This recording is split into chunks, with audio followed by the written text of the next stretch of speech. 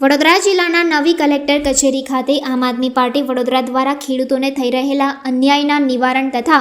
ખોટા કેસો પાછા ખેંચવાની માંગ સાથે જિલ્લા નિવાસી કલેક્ટરને આવેદનપત્ર આપવામાં આવ્યું હતું। બોટાદ જિલ્લામાંથી ખરીદી બાદ ખેડૂતો સાથે થતા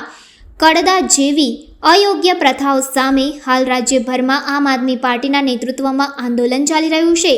પાર્ટીનો આક્ષેપ છે કે ગુજરાત સરકારને આ મામલે સંપૂર્ણ માહિતી હોવા છતાં ખેડૂતોને ન્યાય આપવામાં ગંભીર ઉદાસીનતા દાખવવામાં આવી રહી છે। આ પ્રસંગે આમ આદમી પાર્ટી વડોદરા પ્રમુખ અશોક ઓઝા, લોકસભા પ્રમુખ પિન્ટલ રામી તથા અન્ય કાર્યકર્તાઓ ઉપસ્થિત રહ્યા હતા। તેમણે સૂત્રોચ્ચાર સાથે ખેડૂતોને ન્યાય અપાવવાની માંગણી કરી હતી। પાર્ટીના પ્રતિનિધિઓએ કલેક્ટરને રજૂઆત કરી હતી કે કડદા પ્રથા તાત્કાલિક સદંતર બંધ કરી દેવામાં આવે તેમજ ખેડૂતોને નુકસાન પહોંચાડનાર વેપારીઓના લાયસન્સ રદ કરી દેવામાં આવે, સાથે જ સરકાર તરફથી લેખિત બાંહેધરી આપવામાં આવે તેવી પણ માંગણી કરવામાં આવી હતી। આજરોજ આમ આદમી પાર્ટી વડોદરા શહેર દ્વારા માનનીય રાજ્યપાલશ્રીને એક આવેદનપત્ર આપવામાં આવ્યું છે। જે રીતે બોટાદની અંદર કડદા પ્રથાની અંદર હજારો નિર્દોષ ખેડૂતો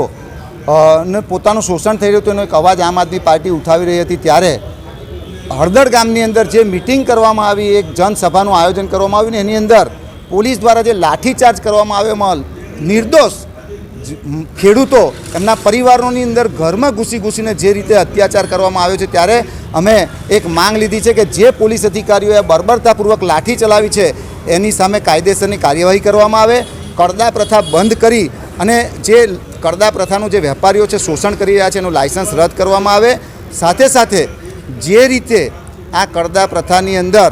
જે જવાબદાર અધિકારીઓ છે એની સામે પણ કાયદેસરના પગલાં ભરવામાં આવે અને વેપારીઓને જે માલ જે છે એ ગોડાઉન સુધી જે પહોંચાડવાની માંગ છે એના બદલે વેપારીઓ જ્યારે હરાજી કરે તો એપીએમસી માર્કેટ સુધી જ માલ લઈ જવામાં આવે એવી એક માંગ સાથે આજે અમે રાજ્યપાલશ્રીને આવેદનપત્ર આપ્યું છે અને અમે વિનંતી કરીએ છીએ કે જે ખેડૂતોને સાથે અન્યાય થયો છે એ તમામ ખેડૂતોને ન્યાય મળે એવી જ અમારી માંગ સાથે આજે અમે લોકોએ આવેદનપત્ર આપ્યું છે।